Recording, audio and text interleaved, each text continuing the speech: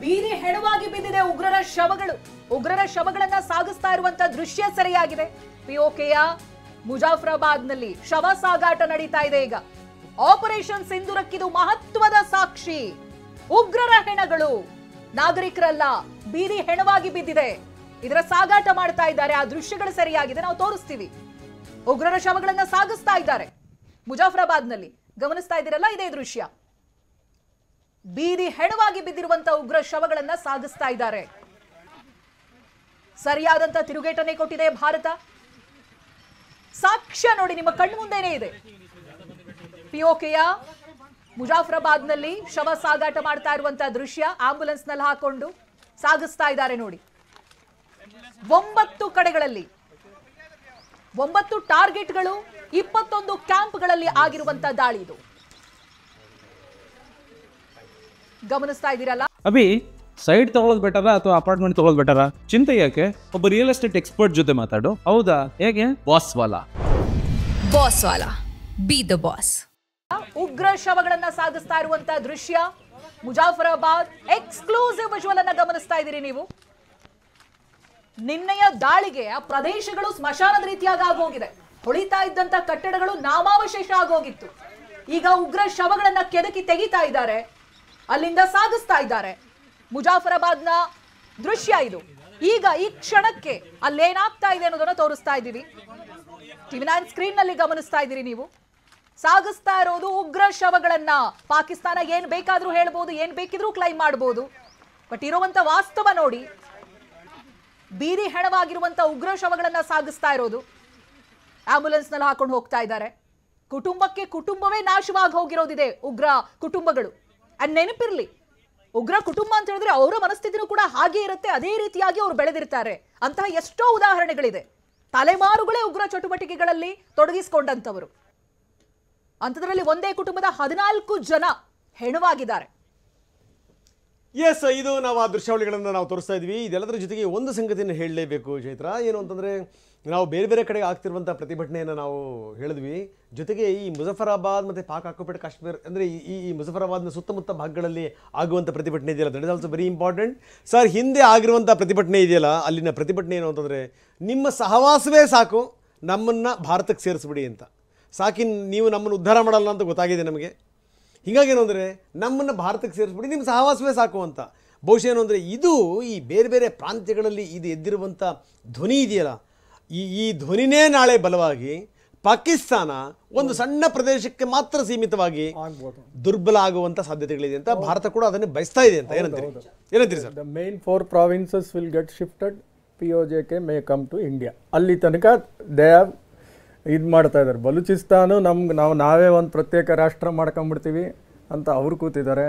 ಆ ಕಡೆ KPK ಅವರು they are also with Afghanistan, because they are ಅವರು ಫಾಲೋವರ್ಸ್ ಆಫ್ ಶರಿಯಾ ಲಾ. ಅವರು ಅದನ್ನು ಅಳವಡಿಸ್ಬೇಕು ಪಾಕಿಸ್ತಾನದಲ್ಲಿ ಅಂತ ಭಾಳ ಪ್ರಯತ್ನ ಪಟ್ಟರು, ಅದಾಗಲಿಲ್ಲ. ಅವರು ದಂಗೆ ಎದ್ದಿದ್ದಾರೆ. ಯಾವುದಾದ್ರು ಒಂದು ಕಂಟ್ರಿಲಿ ರೈಲ್ವೆ ಟ್ರೈನ್ ಕಿಡ್ನ್ಯಾಪ್ ಮಾಡ್ಕೊಂಡು ಹೋಗ್ತಾರೆ ಅಂದರೆ ಇನ್ನು ಎಷ್ಟು ಬಲಿಷ್ಠವಾದ ಕಂಟ್ರಿ ಅದು ಲೆಕ್ಕ ಹಾಕೊಳ್ಳಿ. ಕಾರ್ ಕಿಡ್ನ್ಯಾಪ್ ಮಾಡ್ಬೋದು, ಜನನ ಕಿಡ್ನ್ಯಾಪ್ ಮಾಡ್ಬೋದು, ಟ್ರೈನೇ ಕರ್ಕೊಂಡು ಹೋಗ್ಬಿಡ್ತಾರೆ ಅಂದರೆ what is the situation of that country? ದುಡ್ಡಿಲ್ಲ. ಯುದ್ಧ ಮಾಡೋಕ್ಕೆ ಫೈನಾನ್ಷಿಯಲ್ ಸ್ಟೆಬಿಲಿಟಿ ಬೇಕು. ಆ ಫೈನಾನ್ಷಿಯಲ್ ಸ್ಟೆಬಿಲಿಟಿನೇ ಇಲ್ಲ. ಸೊ ಒಂದು ಯುದ್ಧ 10 ದಿವಸ ಮಾಡಬೇಕು ಅಂದರೆ ಹತ್ರ ಮೋರ್ ದೆನ್ 1 ಲಕ್ಷ ಕೋಟಿ ಬೇಕು. ಎಲ್ಲಿಂದ ತರ್ತಾರೆ ಅವರು? ಆಮೇಲೆ ದೇ ಡೋಂಟ್ ಹ್ಯಾವ್ ಫೋರೆಕ್ಸ್ ರಿಸರ್ವ್ಸೇ ಇಲ್ಲ. $7 ಬಿಲಿಯನ್ ಇಲ್ಲ ಅವ್ರ ಹತ್ರ ಫೋರೆಕ್ಸ್ ರಿಸರ್ವ್ಸು. ಯಾರು ಕೊಡ್ತಾರೆ ಇವ್ರಿಗೆ ಇದನ್ನು ಯುದ್ಧ ಮಾಡೋಕ್ಕೆ? You need a financial stability to do that. Petrol ಬೇಕು, ಆಯಿಲ್ ಬೇಕು, ಅಮ್ಯುನಿಷನ್ಸ್ ಬೇಕು, ತುಂಬಿಸ್ತಾ ಇರಬೇಕು. ಎಲ್ಲನೂ ಅವ್ರಿಗೆ ಯಾವುದಕ್ಕೂ, ಈವನ್ ಪಾಕಿಸ್ತಾನ್ ಸಿವಿಲಿಯನ್ ಏರ್ಲೈನ್ಸ್ ಕೊಡ್ಸೋಕ್ಕೆ ಅವ್ರ ಹತ್ರ ಫ್ಯೂಯಲ್ ಇರಲಿಲ್ಲ. ಅದನ್ನೇ ವಾಜಪೇಯಿ ಹೇಳ್ತಾರೆ, ನಮ್ಮಲ್ಲಿ ಟ್ಯಾಂಕ್ಗಳಿದೆ ಆದ್ರೆ ಹಾಕಕ್ಕೆ ಫ್ಯೂಯಲ್ ಇಲ್ಲ ಅಂತೇಳಿ. ಇಲ್ಲ, ಫ್ಯೂಲ್ ಎಲ್ಲ ಕರಾಚಿ ಪೋರ್ಟಿಂದ ಬರಬೇಕು. ಕರಾಚಿ ಪೋರ್ಟಲ್ಲಿ ಈಗ ನಮ್ಮದು ಇದು ನೇವಲ್ ಶಿಪ್ಸ್ ಇದೆ. ಅವ್ರದ್ದು ಪಾಕಿಸ್ತಾನ ಟ್ರೇಡ್ ಶಿಪ್ಸ್ ಅಲ್ಲಿ ನಿಂತೋಗಿದೆ. ಅಲ್ಲಿಂದ ಕರಾಚಿ ಪೋರ್ಟಿಂದ ಅವ್ರಿಗೆ ಫ್ಯೂಲ್ ಅಷ್ಟೇ ಬರಲ್ಲ, ಊಟದ ಸಾಮಾನು ಬರುತ್ತೆ. ಈಗ ಅವ್ರಿಗೆ ಫ್ಯೂಲ್ ಇಲ್ಲ, ಈ ಕಡೆ ನೀರಿಲ್ಲ, ಊಟದ ಸಾಮಾನಿಲ್ಲ. 3 ಕಡೆಯಿಂದ ಹೊಡಿತಾ ಇದ್ದಾರೆ ಅವ್ರನ್ನ. ಡ್ಯುರಾಂಡ್ ಲೈನ್ ಹತ್ರ ಅಫ್ಘಾನಿಸ್ತಾನ ಹೊಡಿತಾ ಇದೆ, ಇಲ್ಲಿ ಖೈಬರ್ ಪಖ್ತೂನ್ವಾಲಿ ಟೆರಿಕೆ ತಾಲಿಬಾನ್ ಹೊಡಿತಾ ಇದೆ. ಇವರು ಬಲೂಚಿ ಲಿಬರೇಷನ್ ಆರ್ಮಿ ಅಂತೂ ಅವ್ರು ಸಿಕ್ಕ ಕಡೆ ಹೊಡಿತಾ ಇದ್ದಾರೆ. ಆ ಜಫರ್ ಎಕ್ಸ್ಪ್ರೆಸ್ ಒಂದು ಬಿಟ್ಬಿಡಿ, ಈಗ ಮೊನ್ನೆನೂ ಪಾಕಿಸ್ತಾನ ರೇಂಜರ್ಸ್ ಮೇಲೆ ಅಟ್ಯಾಕ್ ಮಾಡಿ ಒಂದು 10-20 ಜನ ಸಾಯಿಸ್ಯಾರ. 104 ಜನ 100 ಜನ ಸಾಯಿಸಿ. ಸೊ ಇವ್ರಿಗೆ ಎಲ್ಲ ಕಡೆಯಿಂದ ತೊಂದರೆ. ಇಷ್ಟರ ಮಧ್ಯ ಬಂದು ಈ ಥರ ಕಿರಿಕ್ ಮಾಡ್ತೀವಿ ನಮ್ಮ ದೇಶದ ಮೇಲೆ ಅಂತಂದರೆ ನಿಜವಾಗ್ಲೂ ಹಾಸ್ಯಾಸ್ಪದ. ಅವ್ರಿಗೇನಾದ್ರು ಬುದ್ಧಿ ಇದ್ದರೆ ಅವ್ರು ಹೇಳಬೇಕು, ತೊಗೊಳ್ಳಿ, ನೀವು 50 ಜನದ ಲಿಸ್ಟ್ ಕೊಟ್ಟಿದ್ದೀರಾ, ಅವ್ರನ್ನೆಲ್ಲ ತೊಗೊಂಡು ಏನು ಬೇಕಾದ್ರೆ ಮಾಡಿ, ನಾವು ನಿಮ್ಮ ಮೇಲೆ ಅಟ್ಯಾಕ್ ಮಾಡಲ್ಲ, ನೀವು ಮಾಡಿರೋದು ಸರಿ ಅಂತ ಅವರು ವಿಶ್ವಸಂಸ್ಥೆ ಒಪ್ಕೊಂಡ್ರೆ ಉಳ್ಗಾಲ. ಒಪ್ಕೊಳ್ಳಿಲ್ಲ, ನಾವು ರೆಡಿ ಆಗಿದ್ದೀವಿ ನಿಮ್ಗೆ ಹೊಡೆಯೋಕ್ಕೆ ಅಷ್ಟೇ. ಬಟ್ ಈ ಪದೇ ಪದೇ ಈ ರೀತಿಯ ಸಂದಿಗ್ಧ ಸ್ಥಿತಿನ ಎದುರಿಸೋಕ್ಕಿಂತ ಒಂದು ಸರಿ ಪಾಠ ಕಲಿಸಬೇಕು ಅಂತ ಜನ ಬಯಸ್ತಾ ಇದ್ದಾರೆ ಸರ್. ಯಾಕಂದರೆ ಈಗ ಭಾರತ ಯಾವ ಕ್ರಮ ಕೈಗೊಳ್ಳುತ್ತೆ, ಏನು ಎತ್ತ, ಕೇಂದ್ರ ಅದರ ಬಗ್ಗೆ ಯೋಚನೆ ಮಾಡ್ತಾ ಇದೆ, ಪ್ರಧಾನಮಂತ್ರಿಗಳು ಬ್ಯಾಕ್ ಟು ಬ್ಯಾಕ್ ಮೀಟಿಂಗ್ ಮಾಡ್ತಾ ಇದ್ದಾರೆ, ಸ್ಥಿತಿಗತಿಗಳು ಏನು ಎತ್ತ ಅನ್ನುವಂಥದ್ದು ವೆರಿ ಇಂಪಾರ್ಟೆಂಟ್. ಜೊತೆಗೆ ಯಾವ್ಯಾವ ರಾಷ್ಟ್ರಗಳು ಬೆಂಬಲ ವ್ಯಕ್ತಪಡಿಸ್ತವೆ, ಆಗುವಂಥ ಪರಿಣಾಮಗಳೇನು ನೋಡಿ ಸರ್. ಜವಾಬ್ದಾರಿ ಇಲ್ದವ್ರು ಮಾತ್ರ ಜಗಳ ಮಾಡ್ತಾರೆ, ಜವಾಬ್ದಾರಿ ಇಲ್ದವ್ರು ಮಾತ್ರ ಹೊಡೆದಾಡ್ತಾರೆ, ಯುದ್ಧ ಮಾಡ್ತಾರೆ. ಜವಾಬ್ದಾರಿ ಇರುವಂಥ ರಾಷ್ಟ್ರ ಹಿಂಗಾಗೇನು ಅಂತಂದರೆ ಭಾರತದ ಆರ್ಥಿಕ ಸ್ಥಿತಿ ಸದೃಢವಾಗಿದೆ. ಸದೃಢ ಆರ್ಥಿಕ ಸ್ಥಿತಿ, ಅವರ ಸ್ಥಿತಿಗತಿಗಳದ ಆರ್ಥಿಕ ಸ್ಥಿತಿ ಯಾವ ಮಟ್ಟಕ್ಕೆ ಹೋಗಿದೆ ಅಂತ ಗೊತ್ತಿರುವಂಥ ಸಂಗತಿ ಅದು. ಸೊ ಅಂಥದ್ರಲ್ಲಿ ಭಾರತ ಅಳದು ತೂಗಿ ಹೆಜ್ಜೆ ಇಡಬೇಕು, ಅಳದು ತೂಗಿ.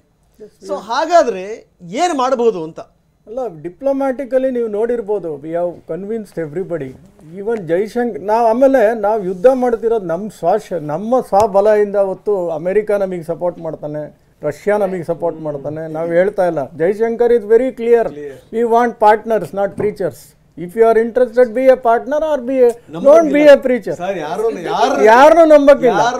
ಈಗ ನಾನು ಹೇಳ್ತೀನಿ ಸರ್, ಈಗ ಕ್ರಯೋಜನಿಕ್ ನಮಗೆ ಟೆಕ್ನಾಲಜಿ ಬೇಕಿತ್ತು, ರಷ್ಯಾ ಕೊಡ್ತೀನಿ ಅಂತ ಹೇಳಿತ್ತು, ಕೊಡಲಿಲ್ಲ. ಪಾಕಿಸ್ತಾನ ದಬಾವ್ ಹಾಕ್ತು, ಕೊಡಲ್ಲ ಅಂದಂತು. ನನಗೆ ಇನ್ನೂ ತುಂಬ ಚೆನ್ನಾಗಿ ಜ್ಞಾಪಕ ಇದೆ, ಇವರು ರಾವ್ ಹೇಳಿದಂಥ ಮಾತಿದೆಯಲ್ಲ, ಅಯ್ಯೋ ಕೊಡದಿದ್ರೆ ಬೇಡ ಬಿಡಪ್ಪ ನಾವು ಮಾಡ್ಕೋತೀವಿ ಅಂತ. 5 ವರ್ಷ ನಾವು ಪ್ಲಾನ್ ಮಾಡ್ತೀವಿ, 3.5 ವರ್ಷದಲ್ಲಿ ಆಗುತ್ತೆ, ಪ್ರಶ್ನೆ ಬೇರೆ. ಇದೇ ಅಮೆರಿಕ 71ರಲ್ಲಿ ಆಡಿದಂಥ ಆಟ ಏನು ಕಡಿಮೆನಾ ಸರ್? ಯುದ್ಧ ನೌಕೆಯನ್ನು ಕಳಿಸಿತ್ತು, ಸಬ್ಮೆರಿನ್ಸ್ ಬಂತು, ಯುಕೆಯಿಂದ ಬಂತು, USA ಇಂದ ಬಂತು. ಅವಾಗ ರಷ್ಯಾ ಅವ್ರು ಕಳಿಸಿ ನಿಲ್ಸಿದ್ರು. ಹೌದು, ಇಲ್ಲ ಗತಿ ಏನು? ಅಷ್ಟು ಇಷ್ಟು ನಂಬಬೇಕು ಅಂದ್ರೆ ರಷ್ಯಾನೇ ನಂಬಬೇಕು.